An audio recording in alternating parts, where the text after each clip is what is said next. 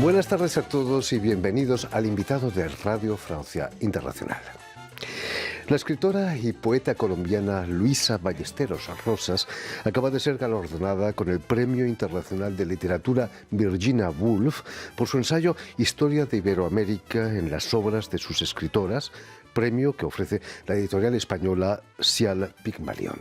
Y precisamente para hablarnos de este premio y de su ensayo, Luisa Ballesteros ha sido tan amable de venir a nuestros estudios. Buenas tardes, Luisa. Buenas tardes. Y sobre todo, gracias por haber hecho el esfuerzo de venir hasta nosotros en un maravilloso día primaveral como es el de hoy aquí en París. Ha sido con mucho gusto.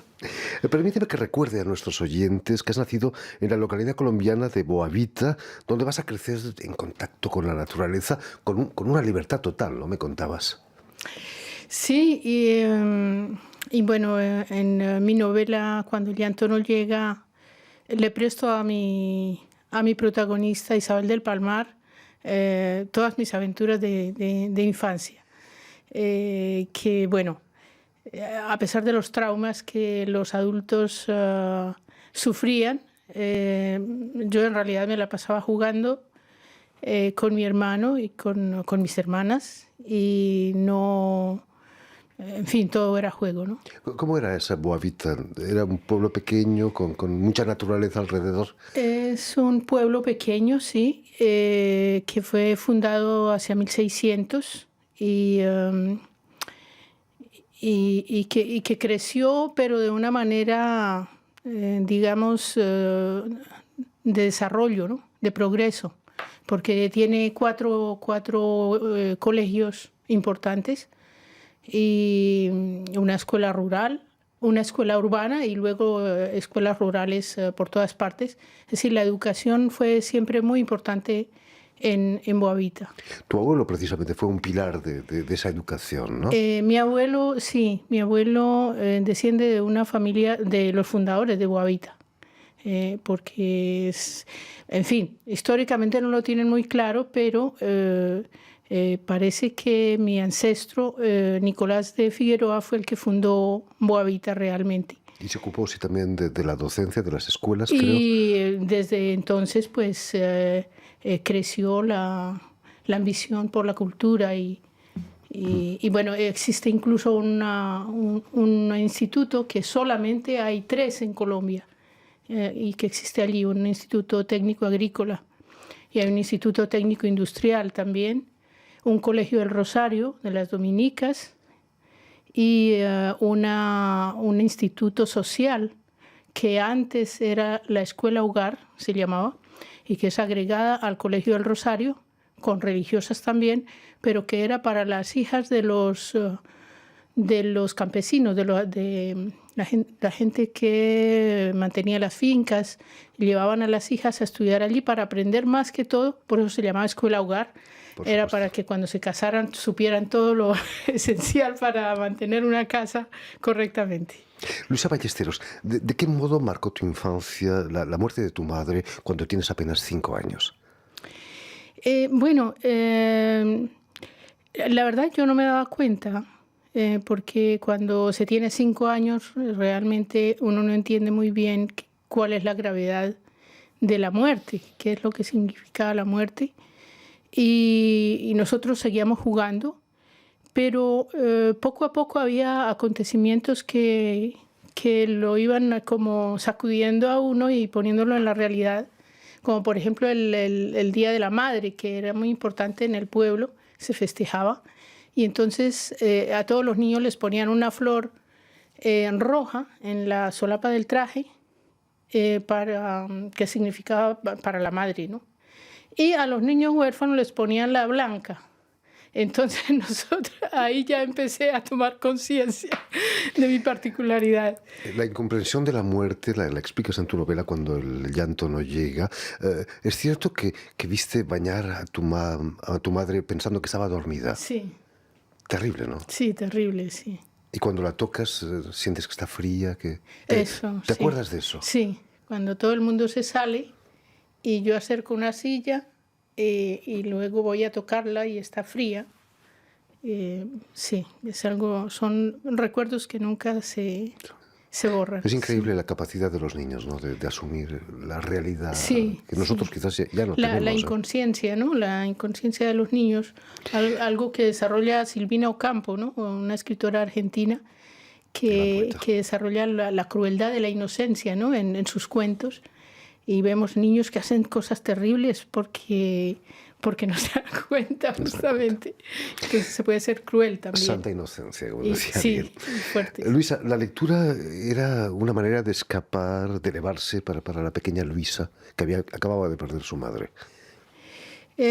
Sí, bueno, al comienzo no, yo me la pasaba era jugando y luego entré en una especie como de mutismo, no sé, tal vez comprendí cosas que no me decía a mí misma y solo volví a hablar cuando fui el primer día a la escuela y que me hicieron hacer cosas, ejercicios tal vez de las letras o qué sé yo, y que llegué orgullosa a mostrarle a mi padre lo que había hecho. Y entonces él estaba con un obrero y el obrero dice, la niña Luisa va a ser escribienta. Y entonces yo le presto eso también a Isabel del Palmar, esa circunstancia. Dice, la niña Luisa va a ser escribienta. Escribienta o escribidora, como dicen algunos peruanos. Dice Vargas Llosa, el escribidor, ¿no? Claro. La tía Julia, el escribidor. ¿Qué influencia tuvo tu abuelo, un hombre que estaba metido tanto en el mundo cultural, en tus iniciaciones literarias?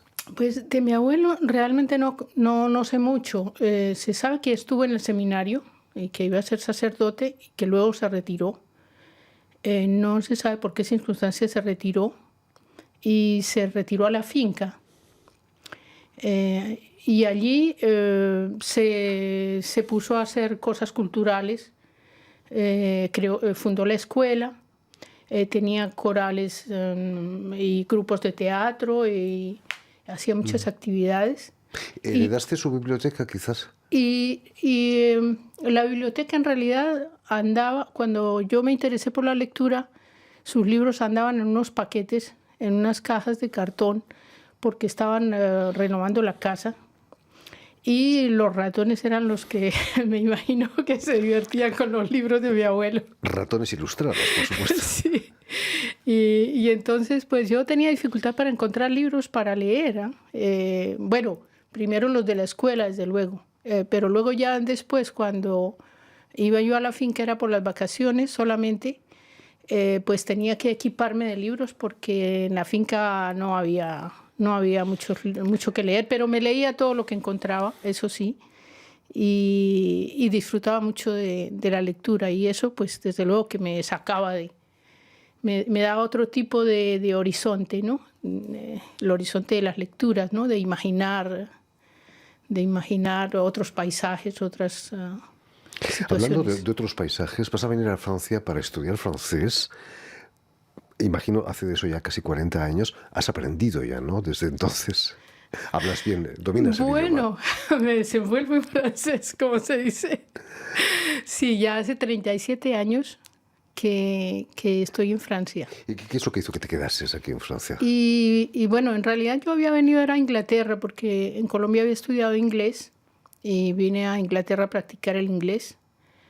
Y entonces en Inglaterra no ocurrió como yo me lo esperaba. Yo venía como fille au pair, por ese sistema que hay para los estudiantes extranjeros.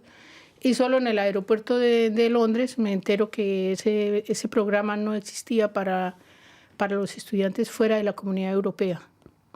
Con lo cual tenía que dar media vuelta e ir hasta Colombia, ir y volver. Entonces la familia que me iba a acoger me envió a Madrid a que hiciera esas gestiones en Madrid, que era más fácil, pedir una nueva visa y regresar. Bueno, ellos lo veían muy fácil y en realidad no fue tan fácil porque esperé 6 meses en Madrid y me negaron la visa. Entonces vine a conocer París y luego regresarme a Colombia para emprender lo que tenía planeado, que era irme a Estados Unidos, en realidad, por un programa que se llamaba Amity. Amity Program. Era el plan del comienzo. Y dije, bueno, voy. Y entonces llegué a París y el mismo día, bueno, en el tren encontré a una española, justamente, muy simpática, y que nos reímos mucho porque en el tren veníamos hablando en inglés, porque no sé por qué veníamos hablando en inglés, y haciendo un esfuerzo las dos por hablar inglés, y cuando empecé a contarle mi situación, se echó a reír. Y entonces dije, no, que estamos haciendo esfuerzo y que las dos hablamos español. Es súper cómico. Y entonces ella me aconsejó un poco, porque ella ya vivía aquí en Francia, y me aconsejó a dónde ir y me dijo, ¿por qué no aprendes? Le dio rabia con los ingleses por haberme negado la visa y me aconsejó más bien estudiar francés. Y me dice, así vuelves guapa, ¿ah? a Colombia y no con otro idioma. Y les haces pistola, como se dice en Colombia, a los ingleses. Entonces, y de eso ya hace casi 40 años de eso. Y entonces de eso hace 37 años. Imagínate. 38 ya, llevamos para 38. Toda tu carrera la has hecho aquí en Francia, has escrito poesía bilingüe en español, en francés, y además ahora eres directora del Departamento de Literatura Latinoamericana de la Universidad de Cergy-Pontoise, no lejos de París. Cuando llegaste a Francia, ¿te imaginabas que harías toda tu vida aquí?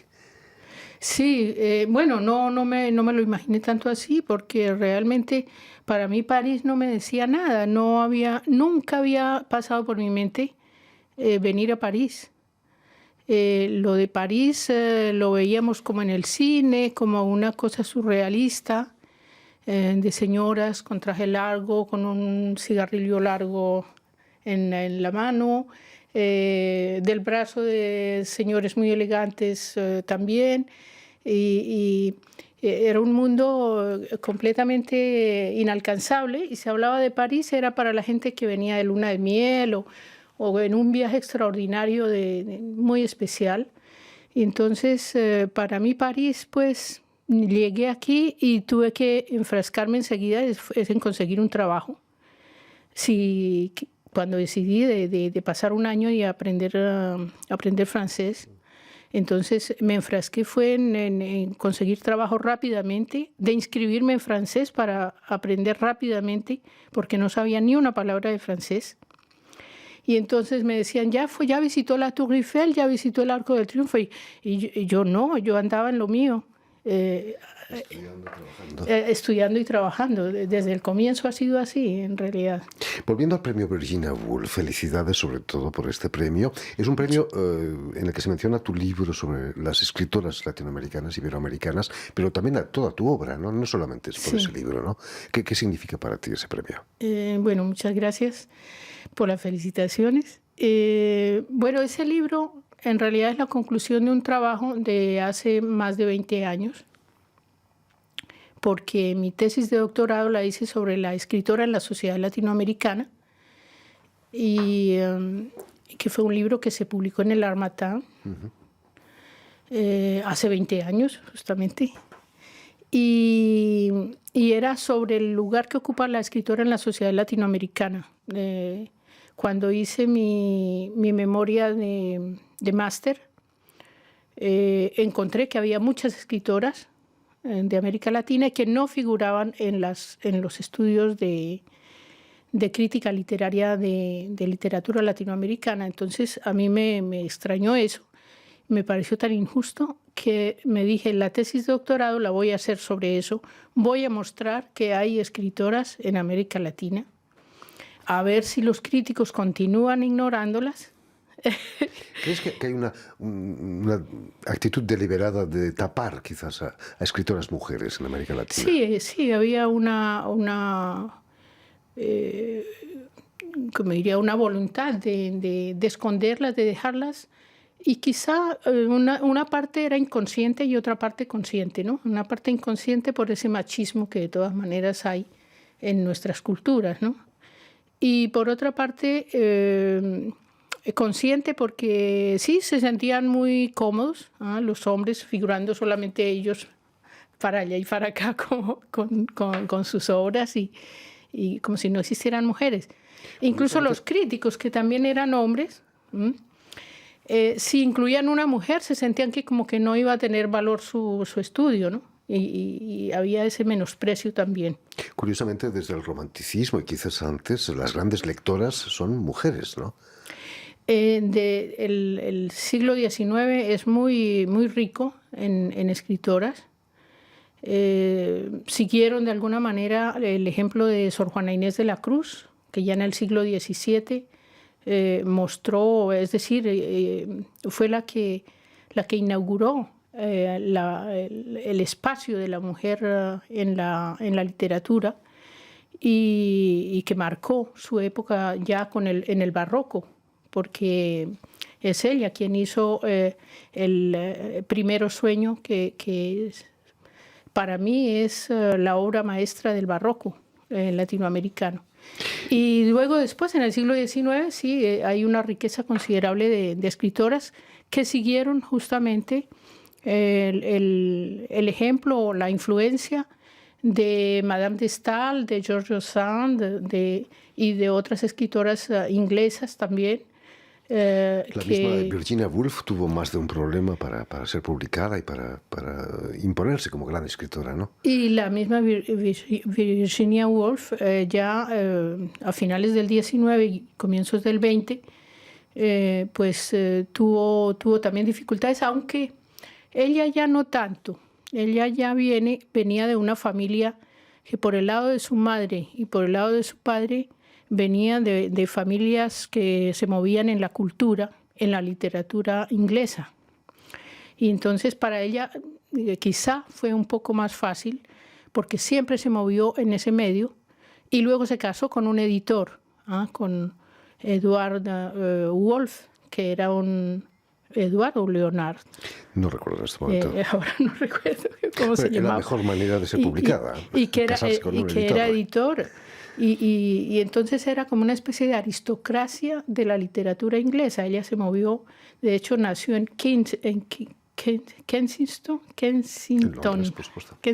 en Londres, en un barrio de muy alta categoría, ¿no? Precisamente este premio que da la editorial Sial Pygmalion va a dar a conocer a muchas mujeres, ¿no? Bueno, tú la primera, quizás. La primera es María Antonia García de León. Es una escritora española, profesora emérita de la Universidad Complutense de Madrid. Me la encontré justamente en Bogotá, en la Filbo. Una señora muy, muy simpática, muy culta, que ya lleva como unos 40 libros publicados. Y la editorial reconoce con este premio el trabajo de las escritoras que hayan escrito en los tres géneros, ¿no? Ensayo, novela y poesía. Lo que es tu caso. Lo que es mi caso, sí. Entonces, fantástico, felicidades de nuevo. Ya lo saben, el ensayo Historia de Iberoamérica en las obras de sus escritoras, libro de Luisa Ballesteros Rosas, ha sido editado por la editorial española Sial Pygmalion y premiado con este maravilloso premio internacional Virginia Woolf de literatura. Muchísimas gracias, Luisa, por haber estado aquí con nosotros. Permíteme también dar las gracias a Suel Kedir y también a Guillaume Buffet, quienes han estado hoy a cargo de la realización de este programa, y a nuestros telespectadores que nos siguen en América Latina a través de la cadena uruguaya de televisión Canal U de Montevideo.